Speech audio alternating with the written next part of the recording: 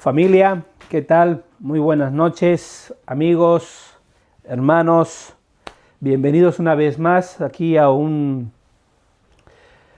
capítulo más del Ven Sígueme.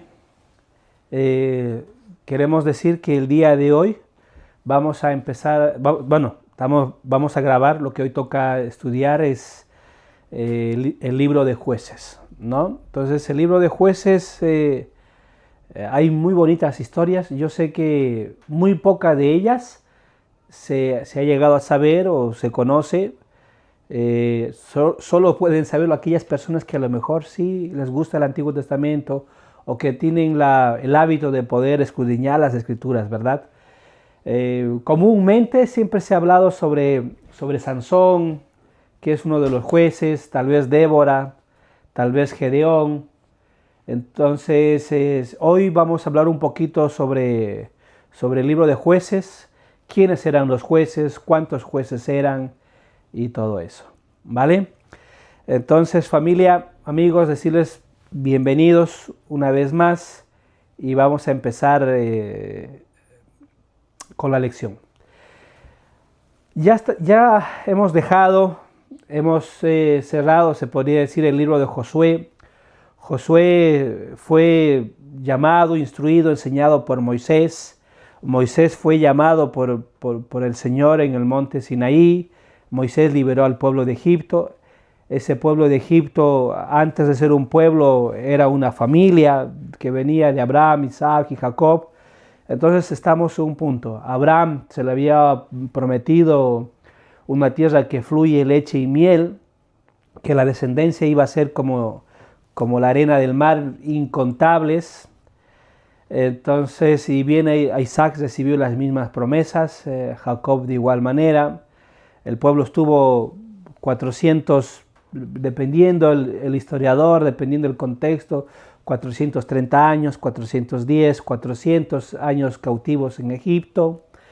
Entonces el pueblo estaba pasando muy mal, había entrado un nuevo gobernante, que no conocía a José, entonces a José de Egipto, uno de los hijos de Jacob. Moisés fue llamado por Dios en el monte Sinaí, liberó al pueblo de Egipto con las 10 plagas juntamente con Aarón, lo sacó de ahí, cruzaron el Mar Rojo. Después el pueblo se hizo un becerro de oro, empezaron a adorar, Moisés recibió la ley. Y así sucesivamente hasta que la semana pasada hemos grabado hasta Josué, donde el cual Josué cruza el río Jordán con el pueblo, y Josué es el encargado de repartir las herencias a cada tribu. Josué termina diciendo de que debemos elegir a quién vamos a servir, a Dios, a Jehová o a otros dioses, pero él y su casa va a servir a Jehová, ¿no? Esa fue la invitación. El día de hoy estamos en un punto en el cual Josué murió. El sacerdote Eleazar murió y solamente está Caleb. En el libro de Jueces, al inicio, Caleb está todavía vivo. Entonces, al inicio del libro de Jueces, al inicio dice que hay que entender, para poder entender un poquito el contexto, el libro de Jueces no es un periodo de un año, de 2 años. Aquí tengo un poquito en la pizarra para ver lo que vamos a llevar, ¿vale? Entonces el libro de Jueces no es un periodo de un año, de 2, ni de 10, ni de 20, ¿vale? Entonces hay que entender que el libro de Jueces empieza diciendo... voy a abrir el libro de Jueces, se me cerró. Entonces el libro de Jueces empieza diciendo: y aconteció que después de la muerte de Josué, los hijos de Israel consultaron a Jehová diciendo: ¿quién de nosotros subirá primero a pelear contra los cananeos? Esa generación nueva que vio a Josué liderar, vio a Josué hacer caer las murallas de Jericó, ¿no? Esas murallas que con las 7 vueltas, los 7 sacerdotes, los carneros, lo que hablamos la semana pasada. esa generación es del inicio de jueces, ¿vale? Que decidieron consultar a Jehová para ver qué es lo que deberían hacer. Entonces, el periodo de los jueces, o sea, el libro de jueces, en realidad abarca, si ven aquí tengo dos fechas. Tengo aquí en la pizarra mucho anotado, pero vamos a ir explicando paso a paso. Entonces, pero aquí tengo, en esta parte apunté que sumado el gobierno de los jueces, ¿vale? Esta parte voy a explicar, hubo un total 12 jueces, ¿vale? Esos 12 jueces, más o menos, sumando lo que dice el libro de jueces, hace un total de 410 años, ¿vale? Pero algunos historiadores, teólogos, dicen, bueno, que no llega a 410 años, que los años del libro de jueces, de esos 12 jueces, ¿vale?, llegan a 350 años. La explicación que dan ellos es de que, evidentemente, muchos de estos jueces, se podría decir, gobernaron, organizaron, estuvieron a la cabeza al mismo tiempo. No es de que cada uno así, no, sino que al mismo tiempo algunos coincidieron en su mandato, en la forma de gobernar, de dirigir al pueblo, coincidieron. Por eso dicen que estos historiadores, teólogos, dicen que llega a 350 años. 410 años es sumando literalmente. Por ejemplo, Otoniel dice que gobernó 40 años, ¿no? Ehud gobernó 80 años, ¿no? Entonces, sumando eso, te da 410 años. Pero en realidad eso no importa, por decirlo así. En realidad eso no...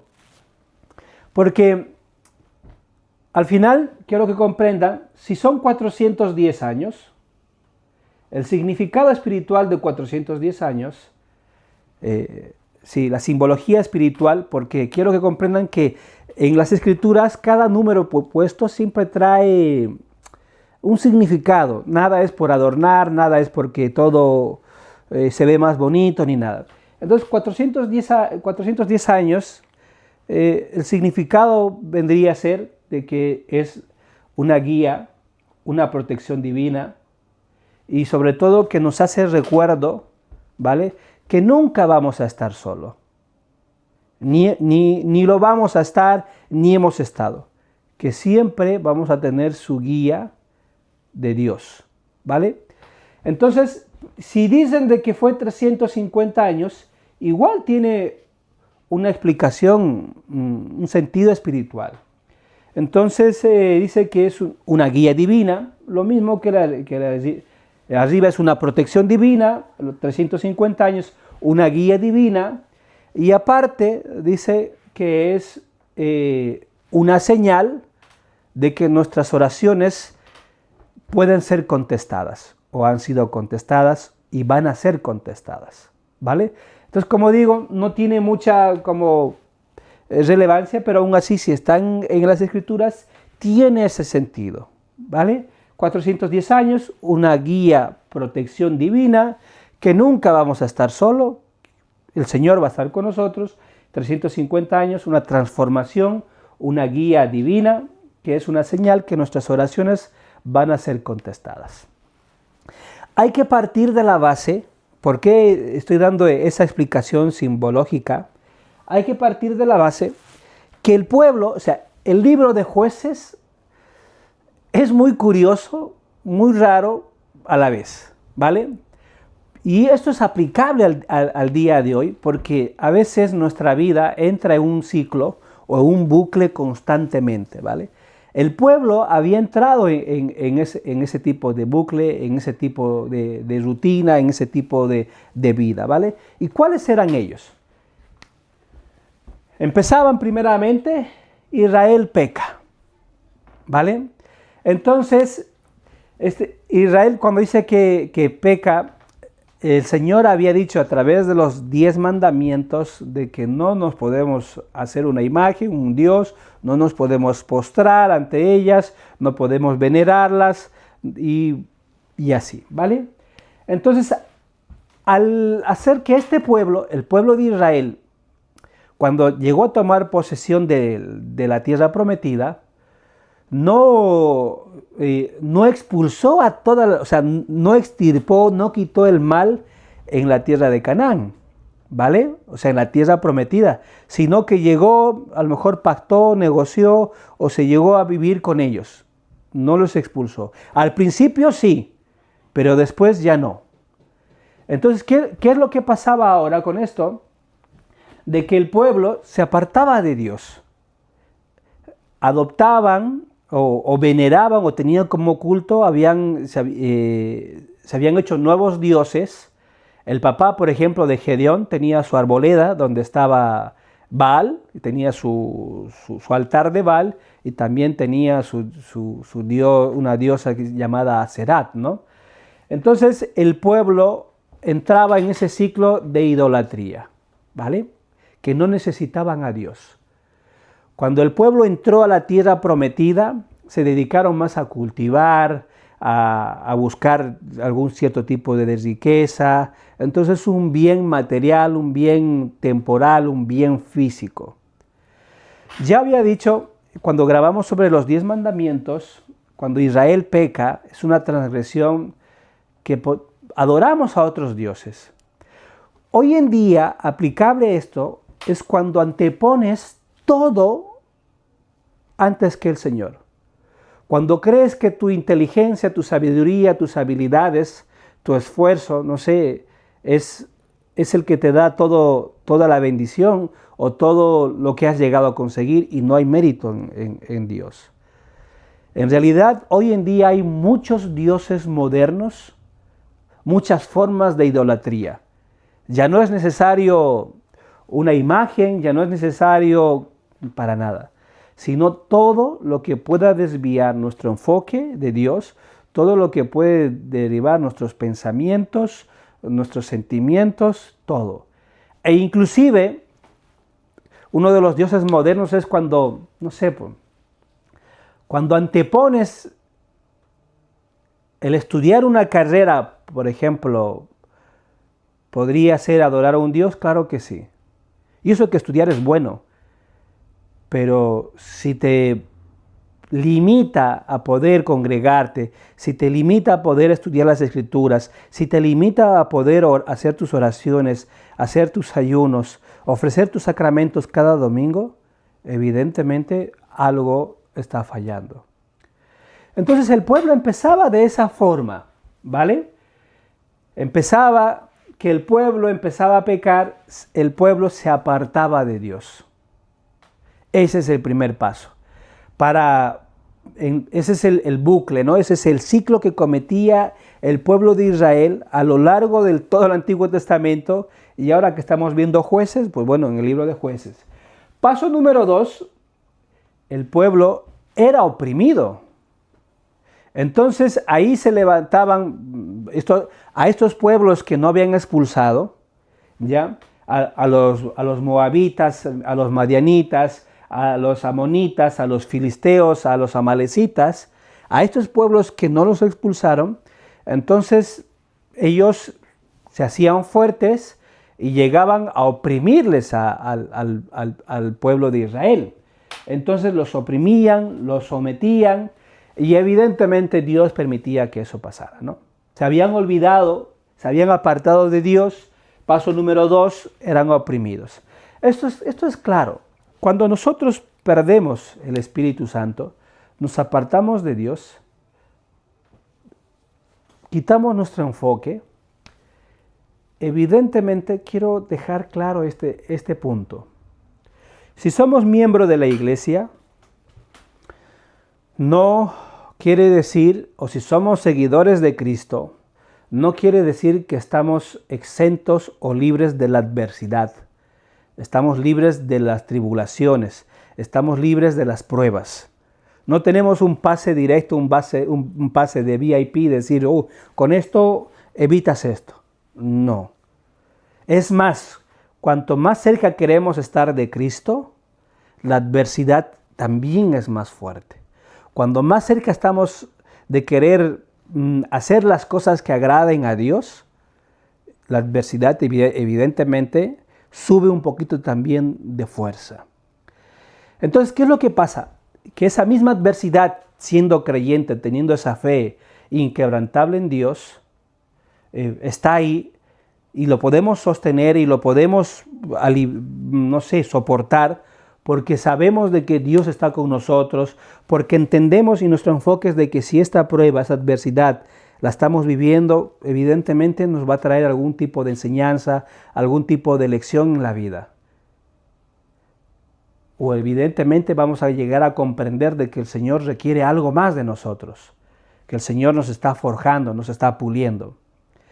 Entonces, teniendo ese tipo de enfoque, las pruebas son como más livianas, más sobrellevaderas, porque el Señor está con nosotros. Él ha prometido llevar el peso con nosotros. Pero ahora, viendo por otro lado, imagínense las mismas pruebas, las mismas adversidades, las mismas tribulaciones, sin Dios, sin esperanza, se hacen insoportables. Entonces, en ese momento es cuando sentimos la opresión, sentimos que los problemas nos están sometiendo, nos están ahogando, nos están asfixiando. Y es lo que pasaba con el pueblo. Con el pueblo israelita se olvidaron de Dios y vinieron sus vecinos y empezaron a atacarles. Lo cual llevaba al paso número 3, cuando ya era insoportable lo que sus vecinos, los pueblos que estaban cerca, les estaban, no sé, sometiendo, el pueblo empezaba a clamar a Dios, ¿no? Empezaban a hacer oraciones fervientes, empezaban tal vez, llevado a nuestros días, ¿no? Empezaban a ir a la iglesia, empezaban a leer las escrituras, empezaban a volver a tener el Espíritu del Señor, a volver a tener la guía del Señor. Todo eso nuevamente en ese proceso número 3, ¿no? ¿Y qué es lo que pasaba? Entonces, evidentemente, en plena aflicción, en plena tristeza, en pleno momento difícil de nuestra vida, clamamos a Dios, lo cual no debería ser, ¿no?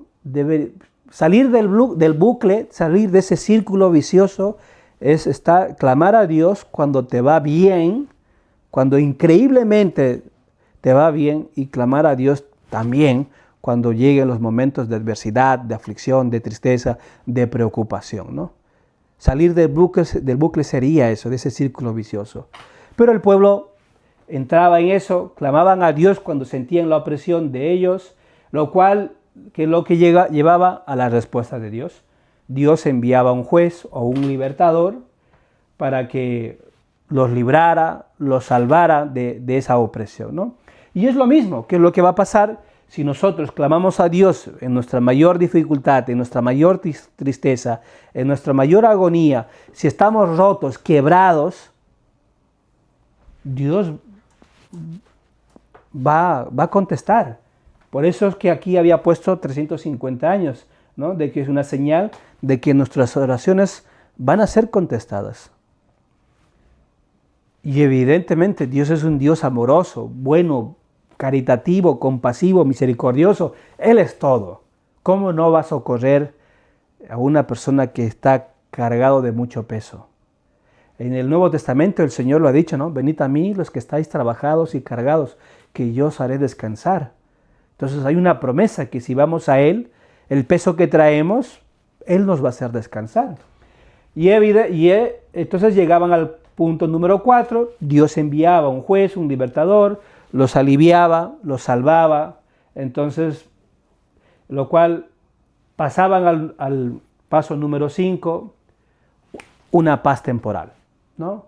La tierra tiene descanso por un cierto tiempo, entonces donde el cual los momentos malos ya al final llegan a equilibrarse y estamos gozando nuevamente de estabilidad económica, emocional, los problemas son un poquito menos, problemas familiares o no sé, la prueba, la adversidad que uno pueda estar viviendo, ¿no? Y nuevamente el pueblo volvía a ese círculo vicioso que es el número uno, el pueblo se apartaba de Dios. Y así estuvieron 410 años, 350 años. Ahora, las Escrituras nos dicen de que este periodo de 410 o 350, como digo, no hay un acuerdo común en eso, pero esos dos números se manejan. Habían 12 jueces. Y esos 12 jueces se podría decir, los han dividido en dos: los jueces mayores y los jueces menores. La diferencia entre estos es que los jueces mayores sí fueron a batalla, sí guerrearon, sí lucharon. Los jueces menores no fueron a batalla, sino que fueron como más una forma administrativa, tal vez en este tiempo de descanso, podrían ser que estos jueces estaban ahí. Entonces empezaban a ordenar algunos asuntos, daban consejo, ayudaban y todo eso, ¿vale? También hay que partir de la base que estos jueces nunca, fueron gobernantes de todo el pueblo de Israel. Hay que entender de que cada uno estaba disperso. Por eso es de que los historiadores dicen, no, es que algunos coincidieron en épocas. Entonces vemos, por ejemplo, Otniel, como dice, o Otoniel, ¿vale? Entonces ese fue el primer juez de Israel. A la muerte de Josué, cuando Josué murió, aquí hay una gran diferencia, ¿no? Moisés dejó a Josué, pero Josué no dejó a nadie. Pero el Señor sí llamó a Otoniel, ¿vale? Entonces el primer juez fue Otoniel, y él venía de la tribu de Judá. El segundo juez de Israel es Ahod o Ehud, que lo llaman algunos, ¿vale? Ese es el segundo juez de Israel, que venía de la tribu de Benjamín. El tercer juez de Israel, en ese orden, según esto, porque hemos dividido, como dije, jueces menores, jueces mayores. En los jueces mayores, todos los que fueron a guerra: Otoniel, Ehud, Débora, Gedeón, Jefté, Sansón. Los jueces menores que no fueron a guerra, exceptuando Samgar, pero lo pusieron dentro de los jueces menores. Voy a explicar por qué. Y todos ellos eran como en la parte ya cuando todo está muy bien: Tolá, Jair, Ibsam, Elón y Abdón, ¿vale? Esa es como la división. Pero en el orden cronológico, Otoniel, primer juez; el segundo juez, Ehud; el tercer juez, Samgar; el cuarto juez fue Débora, una mujer, ¿ya?, que venía de la tribu de Efraín. El quinto juez fue Gedeón, de la tribu de Manasés. El sexto juez fue Tolá, de la tribu de Isaacar. El séptimo juez fue Jair, de la tribu de Manasés. El octavo juez fue Jefté, de la tribu de Gad. El noveno juez fue Ibsán, de la tribu de Judá. El décimo juez fue Elón, de la tribu de Zabulón. El número 11 juez fue Abdón, de la 11ª, de la tribu de Efraín. Y el último juez, el número 12, fue Sansón, de la tribu de Dan. ¿Vale? Entonces ese es más o menos el detalle. Ahora, Otoniel, ¿vale?, se enfrentó con el reino de Mesopotamia, o con el pueblo de Mesopotamia, porque estaban oprimiendo a la tribu de Judá. Cuando venció a la tribu al pueblo, a los mesopotámicos, Caleb, como había dicho, Caleb estaba todavía ahí, dijo que daba en matrimonio la mano de su hija Acsá, ¿vale?, que aquella persona que expulsara o que luchara, que fuera a guerra contra los cananeos. Por eso es que Otoniel luchó en su época con los mesopotámicos y con los cananeos. Con los cananeos por la mano de la hija de Caleb, Acsá, fue a la guerra. Ehud, ¿vale?, batalló o fue a guerra con los moabitas. Débora, con el militar, con el comandante en jefe llamado Barak, batalló, fue a guerra contra los cananeos. Gedeón luchó contra los madianitas y los madianitas estaban aliados con los amalecitas. Entonces Gedeón luchó contra los madianitas y contra los amalecitas. Jefté luchó con los amonitas, Sansón luchó con los filisteos y como dije aquí puse Samgar, que está dentro de los jueces menores, pero sí fue una batalla no tan sangrienta o tan una campaña militar como los otros. Les estaba, se podría decir, como asfixiando, estaban aquí, estaban siendo oprimidos y sometidos por los filisteos. Cuando Samgar es llamado para ser un juez, estaban prohibidos como los herreros, o sea, las armas de guerra, espadas, cimitarras, flechas, eso estaba prohibido. Entonces, la característica de Samgar es que, de hecho, aquí lo había dibujado, pero no se va a ver bien, lo voy a dibujar aquí. Y si vamos a poner también unos videos, dice que, no me acuerdo el nombre, se me fue el nombre, pero era una herramienta que se utilizaba para la agricultura. Era un palo de madera que podía medir entre 1,5 metros y 2 metros. En esta parte de aquí ya tenía una pieza que era plana, ya, esta parte tenía un poco de filo, y en esta parte de aquí ya era como puntiaguda. Entonces, esta parte puntiaguda, cuando iba delante de los bueyes, de los toros, entonces esta parte no lo sería, pero para que el toro, el buey, no se descarriara, le pegaba un pinchacito porque era puntiaguda. Entonces le pegaba un pinchazo, ¿vale? Y esta parte evidente era como para que él hacía como un surco, lo arrastraba para que el ganado pudiera seguir esa línea, para que los toros pudieran seguir esa línea. Entonces Samgar, con ese tipo de herramienta, mató a 600 filisteos. A 600. Con esto. Él solo hacía batalla y los mató con ese tipo de herramienta Samgar. Por eso es de que Samgar está dentro de los jueces menores, porque, como dije, no fue una campaña militar así como las de Gedeón, que vamos a ver Gedeón, o Jefté, no fue una campaña trascendental. Pero sí mató a 600 filisteos con ese tipo de herramientas. Ahora vamos a entrar a la parte, vamos a hablar sobre los jueces mayores. Vamos a intentar hablar un poquito sobre ellos, porque en los jueces menores, como había dicho, o sea, en el mandato, cuando estuvo Tolá, él ayudó mucho en los conflictos internos, no fue a guerra. En Jair había mucha estabilidad, mucha prosperidad del pueblo. Ibsam no luchó, pero se caracterizó porque tuvo 30 hijos, 30 hijas, entonces gobernó 7 años. Elón gobernó 10 años, mucha paz, mucha tranquilidad. Abdón de igual manera fue muy pacífico. Entonces se cree de que estos jueces estuvieron en esta parte, cuando ya hubo un poquito de paz temporal, ¿vale? Entonces, pero ahora vamos a hablar un poquito sobre los jueces mayores de cada uno.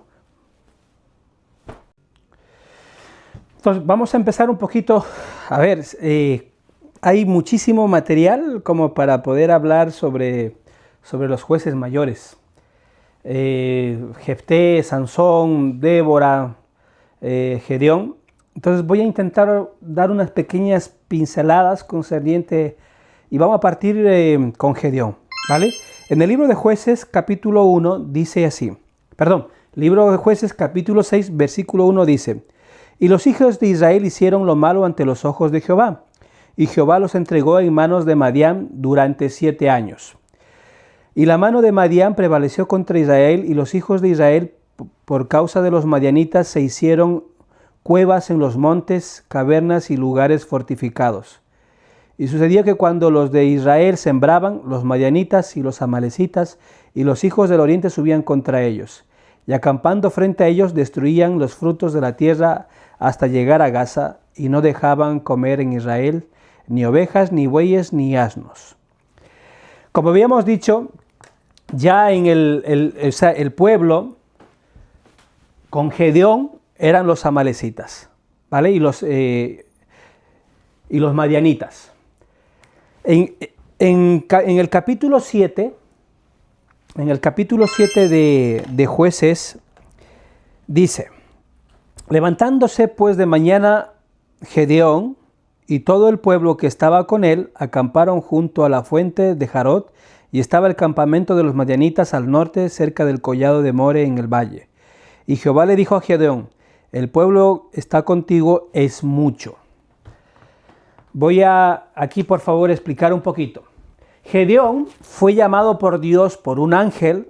De hecho, me estoy saltando una parte de cómo ha sido llamado, porque un ángel se le aparece y le dice que es llamado, ¿vale? Porque, como dije, hay mucho, pero quiero priorizar.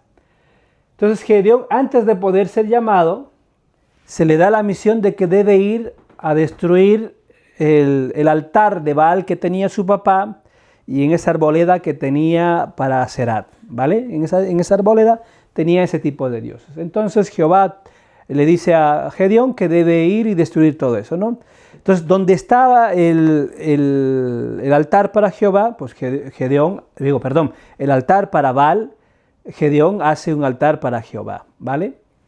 Entonces, después de eso, ya por eso el capítulo 7, Gedeón va a la guerra, donde el cual primeramente, se podría decir que recluta, o su regimiento, o su campamento militar, era de 32,000 personas.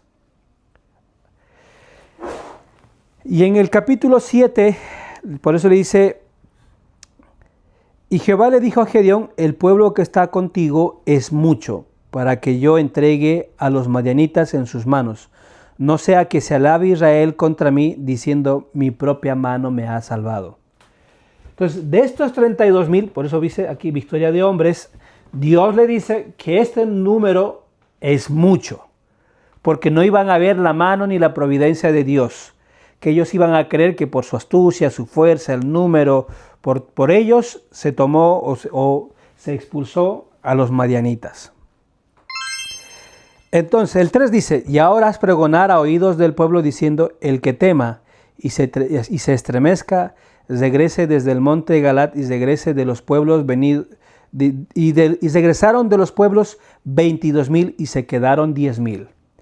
Entonces, de estos 32 se quedaron 10,000, ¿vale? El que tenga miedo, como a morir, que vaya a la guerra, de los 32,000 se quedan 10,000.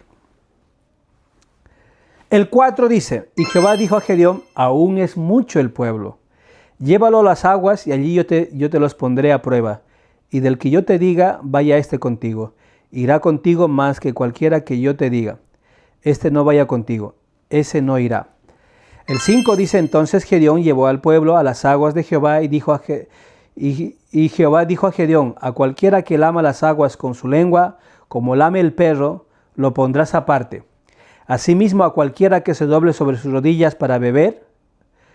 Y fue el número de los que lamieron el agua, llevándola con la mano a la boca, 300 hombres.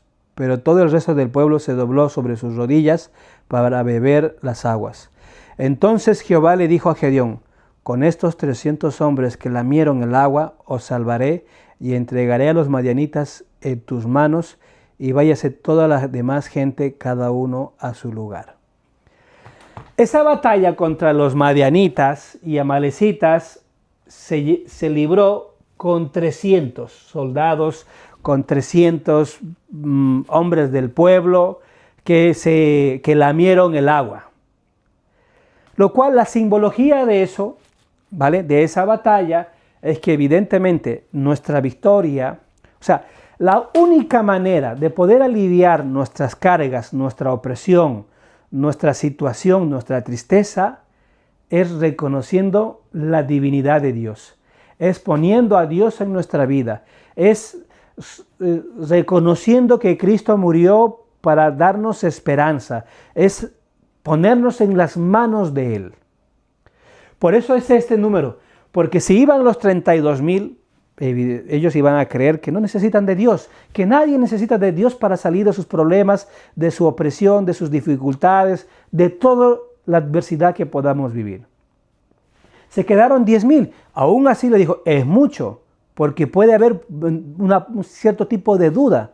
Y se quedaron 300 para demostrar que el único camino por el cual podemos ser felices, el camino seguro, es reconociendo a Dios en nuestras vidas.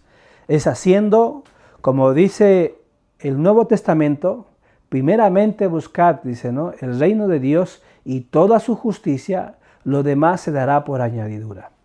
Si ponemos a Cristo, si reconocemos que Dios va a estar con nosotros y está con nosotros, nosotros podemos más. La adversidad será pasajera, las dificultades serán experiencia. Entonces no tenemos por qué temer, porque el Dios de Israel está con nosotros. Entonces esta batalla se celebra de la siguiente manera, ¿vale? O sea, no fue una batalla de hecho a espada y sacaron y pum, o sea, hubo una cierta táctica militar media rara, ¿no? No es que, oye, centinelas, ¿no? Sino llevaron cántaros de barro, antorchas. Luego de llevar esos cántaros de barro, tuvieron que quebrar esos cántaros de barro. Llevaron trompetas, el shofar o esos cuernos de carnero, ¿vale? Y al último, ya en plena batalla, decía, ellos tenían que gritar, diciendo el grito por el Señor. Tiene una simbología esto. Los cántaros de barro es esa fragilidad, es lo humano que tenemos. En las manos de Dios podemos ser buenos guerreros. En las manos de Dios podemos ser buenos seguidores de Cristo, buenos discípulos. En las manos del alfarero podemos ser buenas herramientas para el reino de Dios, para edificarlo y para ayudar a las personas. Las antorchas significa el Espíritu Santo, ¿vale? El acto de quebrar los cántaros, porque antes de entrar a la guerra, ellos quebraron los cántaros, es necesario romper con el yo, es necesario romper el orgullo, es necesario romper ese egoísmo. Entonces, si no rompemos, no quebramos esos cántaros, evidentemente no vamos a poder confiar en Dios, no vamos a poder seguirle a Él, vamos a seguir creyendo de que es, no sé, nosotros podemos. Hermanos, sin la ayuda de Dios no podemos. Dios lo es todo. No hay forma de salir. Sin la ayuda de Dios no hay esperanza. Entonces, es necesario romper con el orgullo, con el egoísmo. Las trompetas del shofar, los cuernos de carnero, ¿vale?, es la necesidad imperiosa de proclamar, de predicar el arrepentimiento, de predicar el evangelio, de testificar que hay un Dios, de decir que la fe es esa esperanza. Y el último paso, el grito, porque ellos gritaron por el Señor y por Gedeón. Es un símbolo de reconocimiento de lo divino. Hermanos, las batallas, las luchas que vamos a vivir, debemos enfrentarlo con estas herramientas. Debemos saber de que dependemos de Dios. Reconocer que tenemos nuestra parte carnal que nos cuesta esa lucha.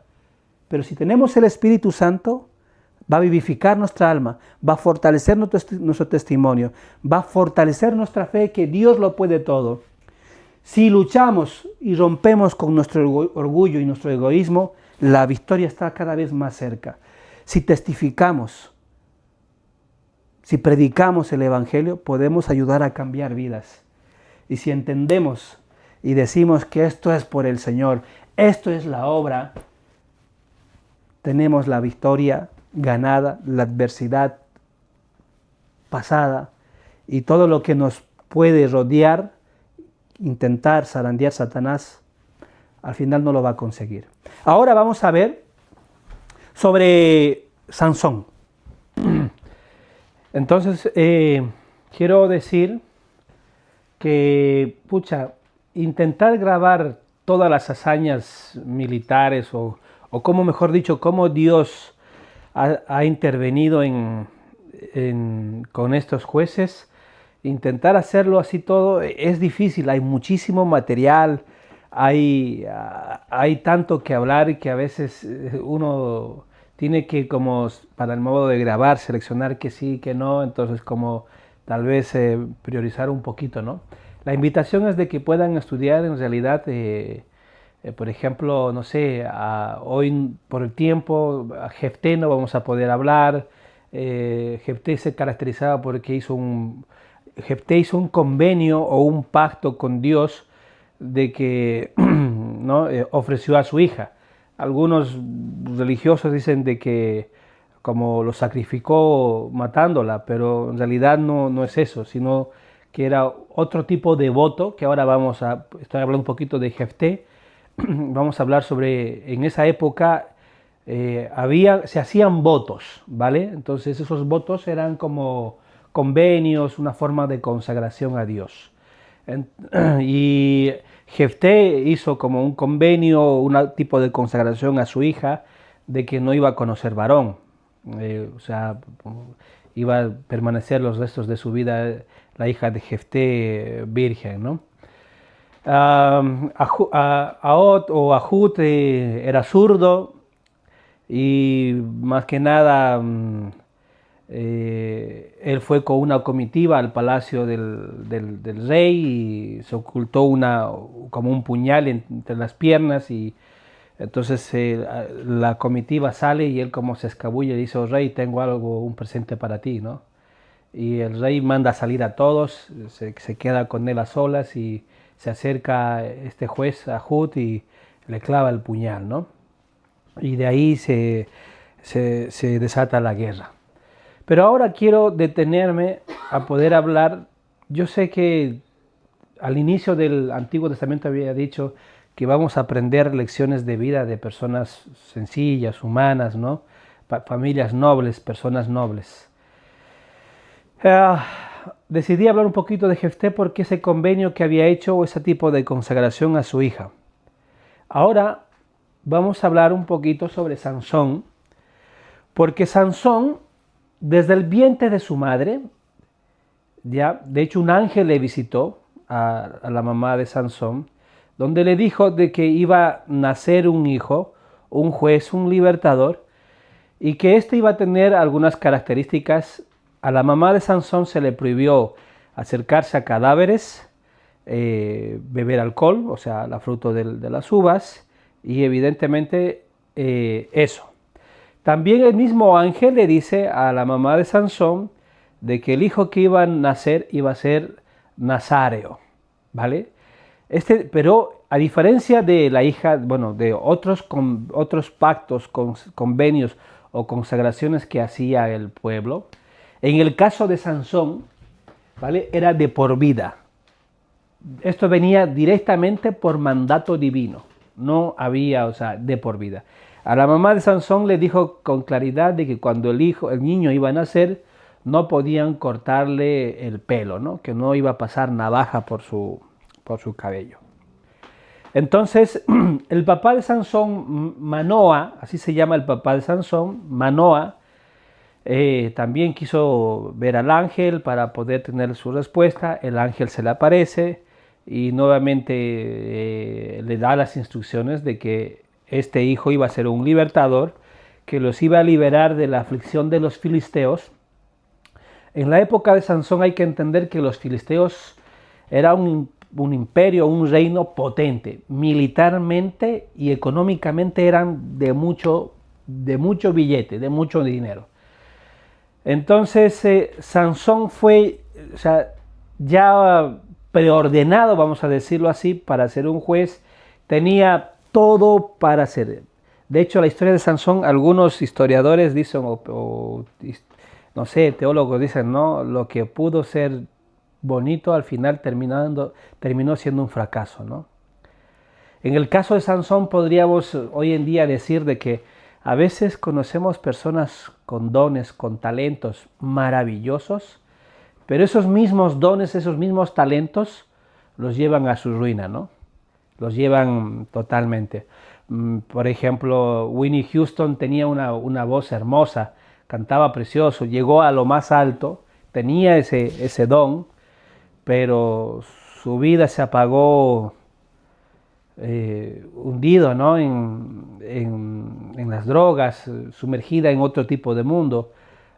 Otro ejemplo, ¿no? Maradona tenía el don y al final sus últimos días también no fueron como lo que podía haber sido, ¿no?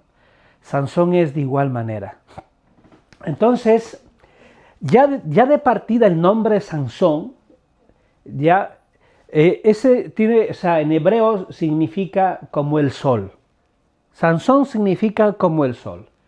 Entonces eso simbolizaba la luz, o sea, el nacimiento de Sansón era que iba a dar luz, iba a dar paz al pueblo.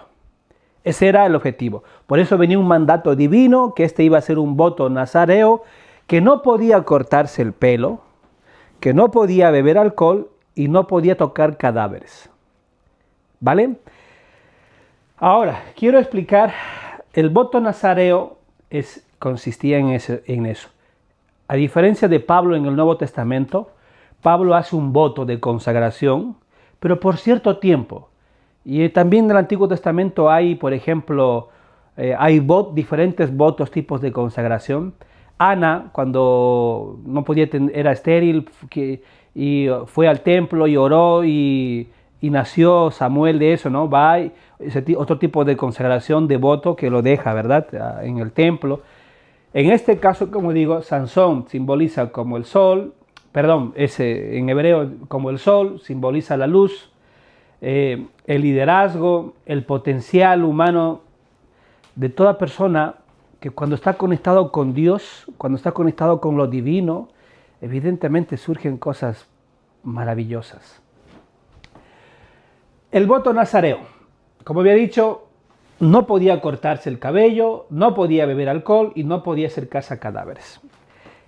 Esto, insisto, a veces llegamos a creer, llegamos a pensar de que ya nosotros no tenemos ningún voto, el voto nazareo, nos cortamos el pelo una vez al mes, 2 veces al mes, dependiendo. Entonces, pero cuando vino Cristo, la ley se elevó un poquito más, se volvió un poco más espiritual. Ya no es una ley como el caso de los judíos, por ejemplo, que se cortan el prepucio, ¿no? Sino ya es una ley como más espiritual, ¿no? Como una ley un poquito más elevada. El Señor ya no requiere sacrificios, requiere un corazón quebrantado, un espíritu contrito, ¿no? Entonces para los judíos es la circuncisión, para nosotros que seguimos a Cristo es el bautismo, ¿no? Es diferente. Entonces, el no cortarse el pelo era una señal visible de un convenio, que Sansón había hecho eso. Y aquí quiero que me presten atención, porque estas preguntas, cuando uno se va a sentar con el obispo, el presidente de estaca, ya sea para recomendación para el templo por primera vez, ya sea por sacerdocio, ya sea para bendición patriarcal, la persona que va a estar con él le va a hacer algunas preguntas, pero dentro de esas preguntas están esto lo que voy a decir. Insisto, no cortarse el pelo era una señal visible que Sansón no podía cortarse, ¿vale? Era un voto, una consagración de por vida. No beber alcohol y no acercarse al muerto. No cortarse el cabello. Rápidamente nos viene a la mente, la simbología es de que debemos consagrar nuestros pensamientos. Debemos trabajar nuestra mente. Si hay pensamientos como un poco, tal vez, pecaminosos o ideas que nos pueden llevar a otros finales, hay que cambiarlos. No cortarse el pelo era tener una mente saludable, ¿vale? Dicho de otra manera, que nuestros pensamientos tienen que estar enfocados con Dios. Cuando una persona se va a sentar con el obispo, el presidente de estaca, le va a hacer como las primeras preguntas es, ¿tienes fe en Cristo? Debemos estar enfocados en Cristo. En lo segundo, donde dice que no podía beber, o sea, los frutos de la vid, ni comer uva, ni pasas, para que se pueda entender, hoy en día se conoce como la palabra de sabiduría. Una persona que ha hecho convenios con Dios, que ha decidido consagrarse a Dios, de vivir de toda palabra que sale de la boca de Dios, ¿no? De tomar sobre sí el nombre de Cristo, de recordarle siempre, de guardar sus mandamientos, ¿vale? Evidentemente dentro de esas preguntas está guardar la palabra de sabiduría. El no acercarse a los cadáveres es que cuanto más lejos estemos del pecado, nuestro final va a ser más bello. Si digo el pecado, es de que cuanto más lejos estemos de la parte carnal, sexual, voy a decir esto de esta forma. Las preguntas para la recomendación para el templo, para las recomendaciones para la bendición patriarcal, para la recomendación del sacerdocio, le va a preguntar abiertamente el líder, le va a decir, ¿guarda la ley de castidad? Entonces es eso, ¿vale? Palabra de sabiduría, ley de castidad, fe en Cristo. Eso es lo que Dios le pidió a Sansón, que tenía que vivir de esa forma de por vida. ¿Y qué es lo que le prometía el Señor? Le prometía grandes, pero grandes tesoros. ¿Vale? Ahora, digo grandes tesoros porque Sansón, todo el mundo creía que la fuerza de Sansón estaba en el cabello. ¿Vale? Era un símbolo, era una señal visible, pero la fuerza no estaba en el cabello. ¿Vale? Sansón tenía como 7 trenzas, y esas 7 trenzas significan los 7 dones del Espíritu Santo, que todo el mundo hoy en día las puede tener. A veces cuando hablamos de dones del Espíritu Santo pensamos, don de profecía, don de lenguas, don de, no sé, de sanidad, don de oración. Simplemente los 7 dones del Espíritu Santo dice sabiduría, entendimiento, consejo, fortaleza, ciencia, piedad, temor a Dios. Sabiduría, discernir, ver la vida con ojos espirituales. Entendimiento, capacidad para comprender y visualizar y vivir una vida en fe y entender las enseñanzas. Consejo, que ilumina la conciencia, expande nuestro entendimiento. Fortaleza, da valentía para soportar los momentos de tribulación, de adversidad. La ciencia ayuda a comprender la creación. Piedad abre el corazón y mejora nuestra relación con Dios. El temor, cuando uno habla de temor, piensa que es miedo, pero en las Escrituras nos dice que el temor a Dios es el respeto profundo, la reverencia y el deseo así ferviente de no ofender a Dios. Entonces, se prometía grandes cosas a Sansón. Sansón tenía todo para llegar a ser inclusive más que Josué o más que un juez. O sea, era maravilloso. De hecho, ya los últimos historiadores han intentado por lo menos sacarle algo bueno a Sansón, porque dicen, intentaron hacer una simbología de Cristo, porque ofreció su vida, ¿no?, para ayudar al pueblo en el último momento, cuando ya quedó ciego Sansón. Pero ahí vamos a llegar. De todas maneras, como digo, a veces cuando hablamos de dones, pensamos de que solamente... No. En nuestro cuerpo humano, ¿ya? Entonces todos sabemos de que el cerebro es el que manda. De igual manera, estamos, se podría decir, bendecidos, programados, creados, como quieran llamarlo, porque igual tenemos la misma fuerza que Sansón. Todo el mundo dice que era la fuerza de Sansón, las 7 trenzas, ¿vale? Los mismos dones nosotros tenemos ya, innatos al nacer, porque en nuestro cerebro está la corteza cerebral. Nos permite pensar, aprender, recordar, controlar movimientos voluntarios. Está el lóbulo frontal, lo cual nos permite razonar, planificar, controlar emociones. El lóbulo parietal recibe sensaciones, el dolor, la presión, ayuda a ubicarnos en el espacio. El lóbulo occipital se encarga de la visión, interpreta lo que vemos. El lóbulo temporal, audición, memoria, comprensión del lenguaje. El cerebelo coordina el equilibrio. El tronco encefálico conecta el cerebro con la médula espinal, controla funciones vitales como la respiración, los reflejos, ¿vale? Y cada uno de estos, evidentemente, el 1 con el 1, el 2 con el 2, ¿ok? Sansón tenía todo para llegar a ser lo mejor, lo más maravilloso. Dicho esto, familia, Dalila vendría a ser, esto en hebreo dice que es débil, es la adversidad, simboliza la tentación, ¿vale? Entonces Sansón se dio a la tentación por Dalila, que le iba diciendo, tú no me quieres, dime dónde está tu fuerza. Sansón le iba diciendo, si me hacen esto yo perderé mi fuerza, hasta el final, al final, que Sansón tuvo que decirle de que nunca le cortaron el cabello, y si en el momento que le cortaran, él perdería toda su fuerza. Dalila evidentemente llama a los filisteos, le cortan el cabello y pierde la fuerza. Aquí quiero hacerles la pregunta.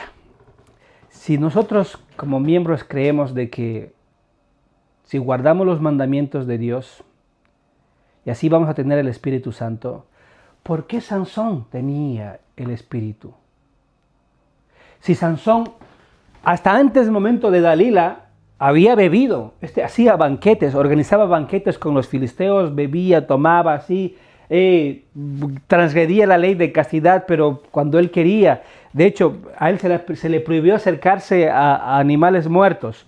Cuando iba de camino a la ciudad, se encontró con un león, al león le partió, y dentro del león había una colmena de abejas, había miel, ¿no? Entonces, y Sansón va y come la miel. Estaba ya violando el voto. Después, cuando mató a los filisteos, cuando le revelaron de que ¿cómo se llama? Porque él tenía, se me fue, agarra igual la quijada de un burro, va y mata a muchos filisteos. O sea, esa quijada estaba fresca. Entonces Sansón había transgredido, por decirlo, había bebido, había estado cerca del pecado, pero aún así seguía teniendo la fuerza. Entonces, vuelvo a decir, la fuerza de Sansón no estaba en el cabello. La fuerza de Sansón venía porque todavía hasta este momento, de los 3 que se le había mandado, no se estaba cortando el pelo. Vamos a decirlo, Dios es tan bueno, tan más misericordioso, que todavía no había transgredido, por decirlo, el voto nazareo. Todavía había esperanza de que podía tal vez arrepentirse y enmendar, ¿no? Insisto, era el don del Espíritu Santo que estaba con él. La fuerza venía del don del Espíritu Santo. Cuando ya le cortaron el pelo a Sansón, Sansón perdió la fuerza y automáticamente todo lo bonito, lo espiritual, se perdió. Esto en el día de hoy vendría a ser de la siguiente forma. Cuando ya has dejado de pagar tu diezmo, voy a decirlo así de esta forma, cuando ya has dejado de orar, ya has dejado de ayunar, has dejado de leer, pero solamente vas a la capilla, todos los domingos estás ahí, ¿no? Y vas. En el momento que dejes de ir a la capilla, evidentemente los dones del Espíritu Santo, no sé si se van a retirar, pero van a dejar de brillar, van a dejar de ser tu fuerza, van a dejar de ayudarte, va a dejar de brillar. Las Escrituras, el libro de Mormón dice de que el Espíritu se ofende y se marcha. Doctrina y Convenios también lo dice. Sí. Entonces, cuando ya Sansón pierde, le cortan las 7 trenzas, queda, ¿qué es lo que hacen los filisteos? Le quitan los ojos. Y Sansón tenía que llevar el molino, era motivo de burla, era para su risa, porque los filisteos creían que su dios Dagón era más poderoso que Jehová del Antiguo Testamento.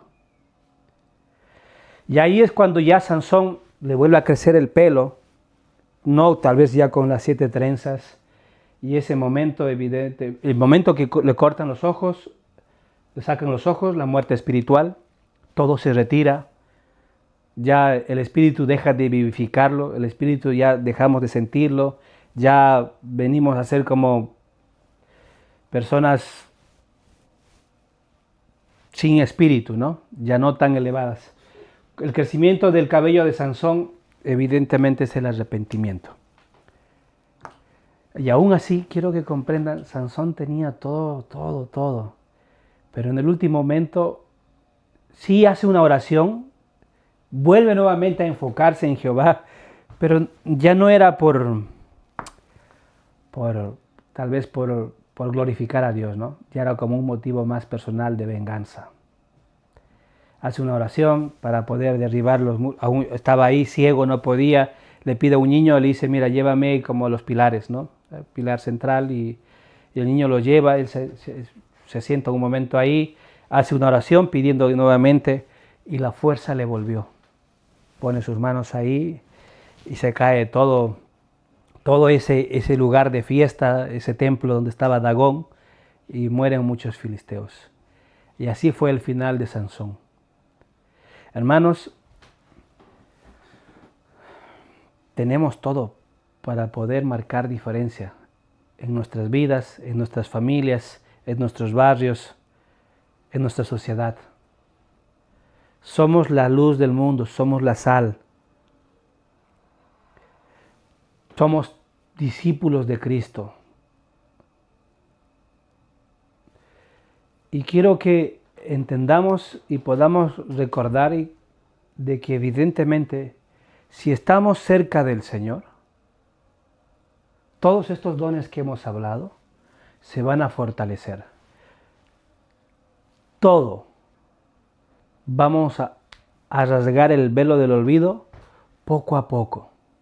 El Señor nos va a ir mostrando su amor, su misericordia, paso a paso. No dejemos pasar nuestra vida. No, que nuestro final no sea como Sansón. Que nuestro final sea como el apóstol Pablo cuando dijo, he peleado la buena batalla. Tenemos todo para poder hacer de nuestra vida magnífica. Si alguno de nosotros está perdido, tal vez le está costando, después de haberse bautizado, después de haber recibido el sacerdocio de Melquisedec, e inclusive después de haber entrado al templo, y tiene algún tipo de duda, o algo que le está tal vez incomodando, le pido por favor, lo menos que pueda hacer es dejarlo. Porque ahí es cuando todas las luces, toda esa brillantez se va a apagar. Y ahí es cuando realmente vamos a sentir que tal vez Dios no nos escucha, Dios, no sé, es malo, es perverso. Ahora aquí estoy grabando con un aro de luz, y hay mucha luz. Si yo dejo de enfocarme en el Señor y empiezo a transgredir los mandamientos y me inactivo totalmente, estas luces van a dejar de brillar y me voy a encontrar en una habitación, en un mundo oscuro, sin esperanza. Hermanos, les testifico que Dios es buenísimo, amoroso, misericordioso. A Sansón le sostuvo hasta el último momento cuando Sansón decidió cortar ese convenio. Cuando Sansón decidió ser débil a la carne, cuando Sansón decidió irse por otro camino y no escuchar el consejo de Dios. Testifico que aún así, si estamos perdidos en la oscuridad y volvemos a Dios, Dios nos va a abrazar, nos va a besar y nos va a hacer que volvamos a brillar. Testifico que si alguien está triste, está roto, Él puede curarle. No caigamos en ese ciclo de los jueces, que nos olvidemos de Dios, que luego seamos oprimidos y después que clamemos a Dios, Dios nos va a dar momentos de alivio. Vamos a estar un poquito en paz y volver a olvidarnos de Dios. Hermanos, una vida centrada en Cristo es clamar a Dios en los momentos más bellos, más felices, cuando todo está marchando muy bien, y clamar a Dios en esos momentos de adversidad. Sé con todo mi corazón que todo lo que hay en las Escrituras son para ayudarnos a tener mucho más cuidado, que el adversario con el cual luchamos día a día es fuerte, que puede hacer temblar a hombres grandes con inmensa fe o con inmensa fuerza física. Pero no tenemos por qué temer, porque el Dios de Israel, al igual que Gedeón, libertó a su pueblo con 300, al igual que Samgar, con esa herramienta de agricultura y mató a 600, al igual que Sansón, Dios puede hacernos brillar. En el nombre de Jesucristo. Amén.